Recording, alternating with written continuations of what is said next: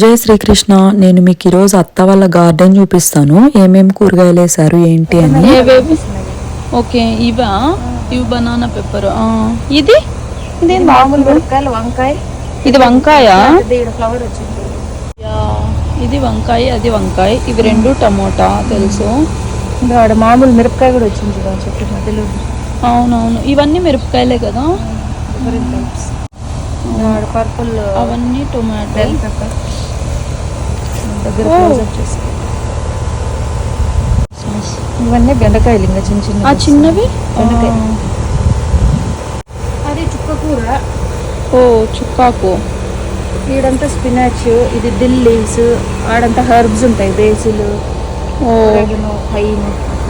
ఇవన్నీ చిన్నగా ఉన్నాయి, ఏం కనిపిస్తాయి ఆడొస్తున్నాయి చూడండి, తీగలు వచ్చేవా.